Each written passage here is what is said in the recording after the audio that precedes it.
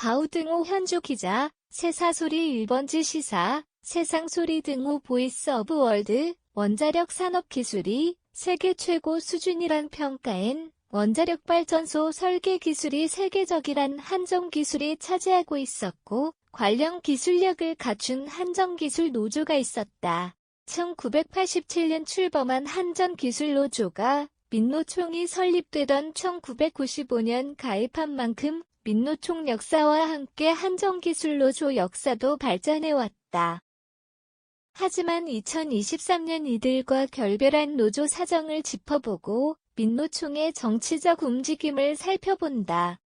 지난 15일 김천혁신도시 내에 한정기술 하진수 노조위원장 인터뷰를 전한 조선일보에 따르면 조합원 1242명 중 1114명이 찬성한 민노총 결별이 28년 만이다. 지난 10일 투표 결과 찬성 90%에 가깝다. 이들이 결별한 딱 한 가지 이유는 노조원의 자괴감이다. 원전 설계에 따른 한정기술에 대한 자부심이 탈원전 정책을 꺼내든 문재인 정부를 지지 선언한 민노총 때문에 무너졌다.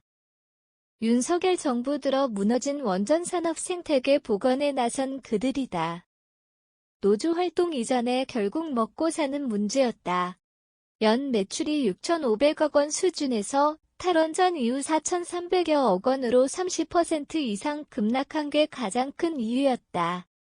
더욱이 민노총 지원이 거의 없자 일자리에 불안했던 그들이다. 하 위원장만 해도 벌써 4번째 노조위원장을 맡고 있어 민노총과 탈원전 정책 흐름을 너무나 잘 알고 있었다. 2017년 탈원전 정책 토론회를 열자고 제안도 했지만 불발된 이유가 진보 정부와 같은 노선을 택한 정치적 연대로 추정된다.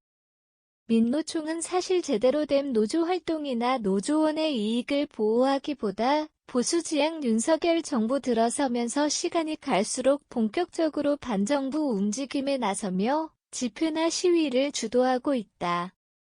거대 야당의 입법부 폭거가 가장 큰 요인이지만 간호법 등 특정 사회 계층 위주 입법 활동에 따른 계층 간 위화감이나 갈등이 증폭되는 혼란이다.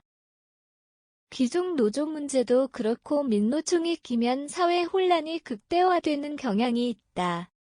건설노조가 이젠 주말도 아니고 지난 16일 오후 5시까지 광화문과 시청 인근 인도화 광장에서 지난 1일 분신했던 강원지부 소속 양회동 지대장 추모 집회를 열었다. 그 일대가 교통 혼잡이나 시민들 불편으로 몸살을 앓았다. 일부 조합원들이 당일 해산하지 않고 시민들 퇴근 시간도 아랑곳하지 않은 채 불법으로 돗자리를 펴고 노숙하며 술판을 벌였다는 언론 보도가 전해져 심각한 사회 혼란과 무법천지인 그들 행태이다. 이날도 양씨 분신을 목격한 동료 노조원이 있었음에도 막지 않았다는 조선일보 보도에 항해 집회 성격이 크지만 경찰 측에 따르면 말리는 말을 했다는 YTN 기자들 얘기도 이후 전해졌다. 인간이길 포기한 조선일보 맹폭에 나선 민노총이었다. 민노총의 무법천지 행태를 근원적으로 바로 잡지 못하는 윤 대통령에 대한 비판이 거세지는 것도 민노총이나 민주당이나 일부 반정부 시민단체의 집회나 시위 때문이다. 검경수사권 조정 여건에서 법치주의 강조하다 보니 공권력이 제대로 작동되지 않고 특정 지역 단체 시위 금지도 법원이 번번이 제동을 걸어 법 집행력이 악화된 현실이다. 양씨 분신 사망에 대해 윤석열 정부 살인이란 명분으로 1박 2일 총파업 상경 집회했던 민노총 산하 건설 노조였다. 건설폭력배에 비해 건폭 수사했던 정부나 수사기관을 겨냥해 윤석열 정권과 건설 자본의 극악무도한 탄압으로 대통령 퇴진 등 반정부 반기업 정치 시위에 나선 그들이다. 우리 일자리 빼앗고 노동자를 죽음으로 내몬다는 양경수 민노총 위원장 주장은 탈원전문 정부 노선을 따르는 민노총 때문에 일자리 빼앗겨 결별한 한정기술 노조와 같은 얘기여서 결국 친정부와 반정부 노선을 택한 민노총 정치 행태에 공분할 때다.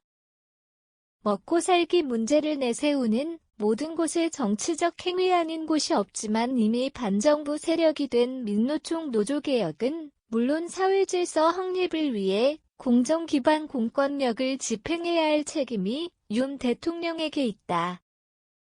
현주 기자 사코파워 @아웃룩 캄루즈바우.com